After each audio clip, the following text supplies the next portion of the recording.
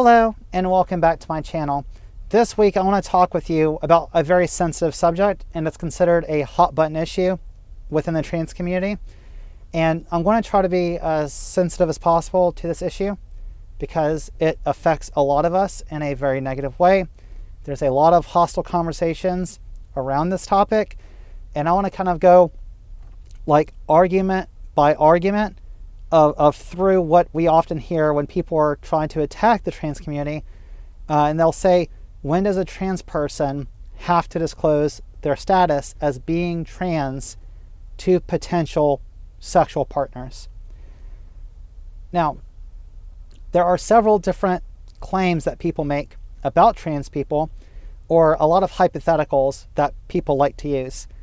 So I'm going to try to go argument by argument. I'm going to try to do this without yelling, without getting mad, even though a lot of this is going to be very triggering. So obviously, if you can't hear this conversation right now, I'll see you in the next video. Otherwise, if you want to hear my answers to these questions, here we go. So one of the first questions will say, when does a trans person owe telling you that they're trans? The question is, whenever they want to. That's as easy as it is. Their status as a trans person, that's their medical history, that's their business. You are not entitled to their medical history until they decide to share it with you. It's not a by default thing. It's not a de facto thing. Just because you're going to have sex with someone does not mean that they need to tell you their status as a trans person. Now, I've heard some people try to immediately shift the conversation and compare us to diseases. And they'll say, well, what if somebody had an STI? Should they have to disclose that to you if they don't have to disclose that they're trans?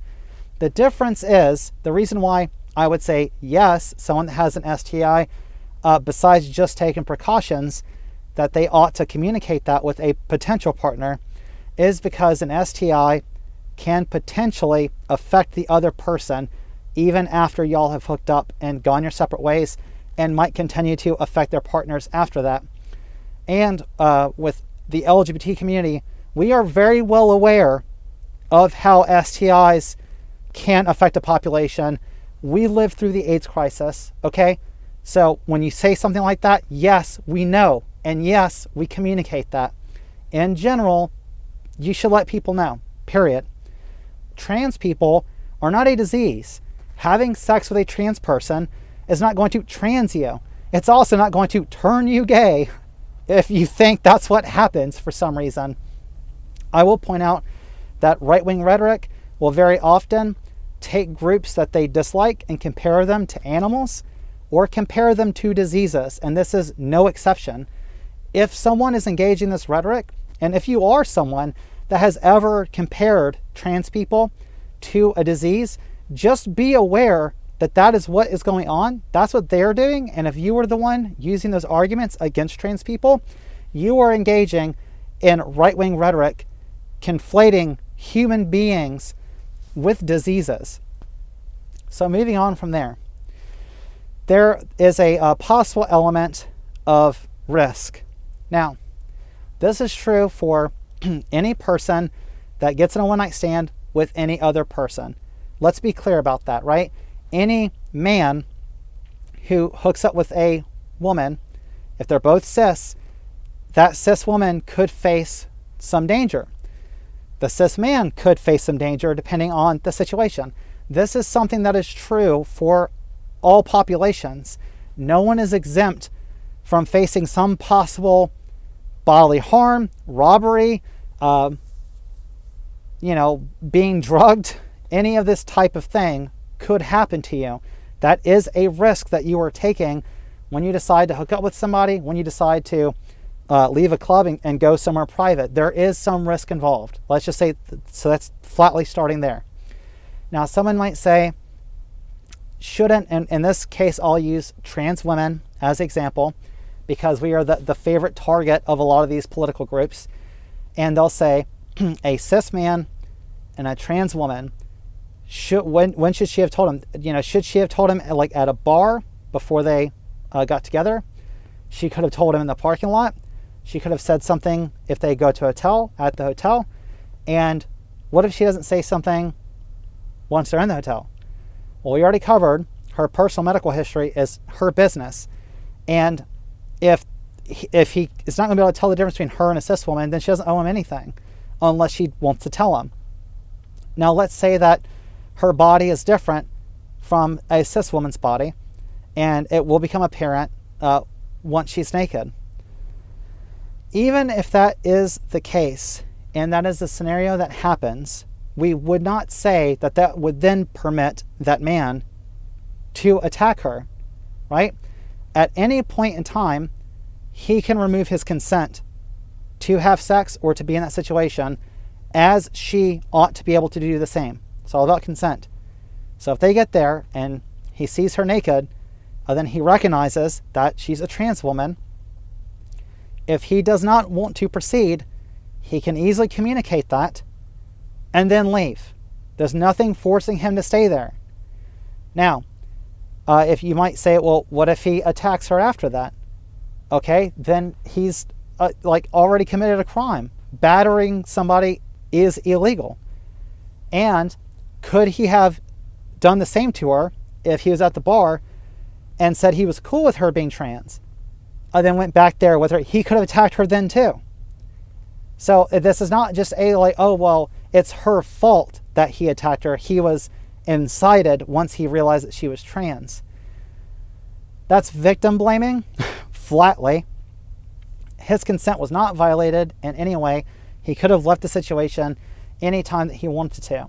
And I don't think that a lot of the people making this argument would turn around and then say that he should have told her back at the bar that he has emotional regulation issues, and if he finds out that she's trans, or if he finds out that she's of a race that he doesn't like, that he will attack her viciously. I don't think any of you would say, oh yeah, this guy must disclose to every single potential partner that he has anger issues and he might fly into a rage. I think that, that's part of his medical condition, right? Shouldn't he disclose that? Shouldn't that be something that you'd want to know about a potential partner? Is how dangerous is this person? But you wouldn't say that he would have to say something like that, that he is a potential murderer before hooking up with her, and list off all the reasons of what might send him flying into a rage. That's clearly absurd. There is trust between partners whenever you decide that you're going to go and hook up and go somewhere. And there is some risk. And that's true for everyone. There are cases of cis men thinking that they're going to hook up with a woman only to go somewhere and get robbed because she was, a honeypot trap, luring him into a dangerous situation. It's happened. But for some reason, there is no empathy for trans people in these situations. A lot of cis people, they want to almost smugly sit back and be like, oh, you know what could happen to you, right? If you don't tell us that you're trans. Oh, you know what they could do to you if you don't disclose this, right?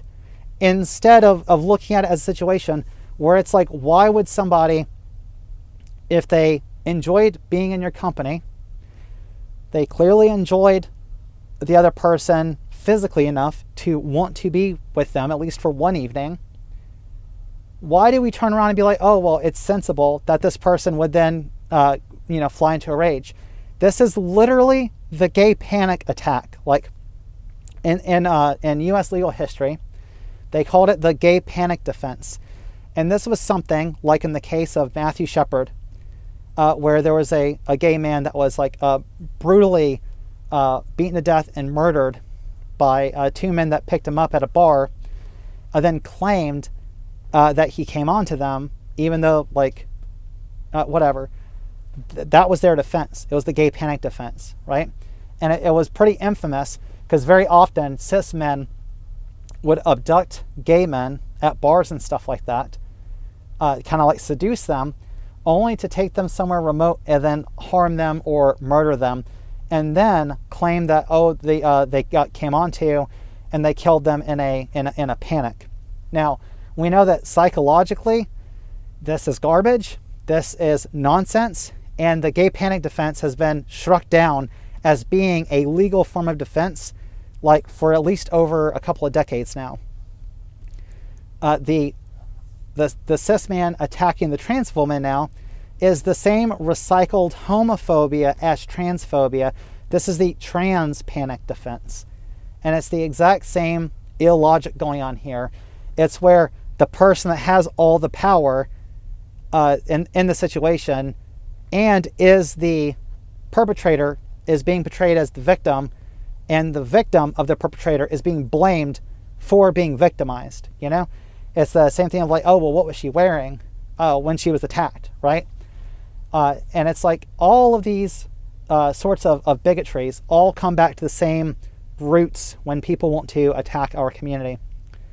Whether it's gay panic defense, whether it's saying that they're entitled to know our medical history, but we're not entitled to know their medical history. It's a lot of double standards, and it's a lot of ways to vilify our community, comparing us to diseases back when they used to call like AIDS the gay cancer and stuff like this. They have continuously and systemically created situations where trans people and the LGBT community are to be portrayed as the villains, and the cis people in the situations, even if they murder the trans person, are portrayed as the innocent victims. There's one last argument I want to touch on before I end this video, and this is people talking about the bodily autonomy of a cis person being violated if the trans person does not tell them that they're trans before they have sex with them. Now, this is not how bodily autonomy works at all. If that cis person willingly has sex with them, their bodily autonomy wasn't violated. And you could say, okay, well, what if they didn't know that the person was trans because they, in every single way appear like as a cis woman? Okay, well, there's no bodily autonomy violation either. He wanted to have sex with her exactly how she is. And if they do so, there's no violation. The only way that bodily autonomy would be violated in that situation is if he did not want to have sex with her and somehow she compelled him to. And then, yeah, that would meet all the criteria for a sex crime. And it's like, I know that there's a certain vein of internet debate people that like to claim that there's a violation of bodily autonomy there. But those people don't understand, at least in my opinion, what bodily autonomy even is. If you're going to make that claim, that somebody who's doing something willingly that they wanted to do with somebody who they desired, if that is your, if that's where you're starting as a violation of bodily autonomy, then like you have a whole lot of homework to do, sweetie. You really need to learn what bodily autonomy is, how it is violated, and then you can kind of guess at what would and would not violate it. Because like otherwise you're just messed up from the start. Bodily autonomy is you pursuing your own goals and intentions with your body, and somebody not violating that autonomy of not doing things to your body that you don't want them to. And that includes like touching you, obstructing you, blocking you off, stopping you from leaving situations. It's a lot worse stuff.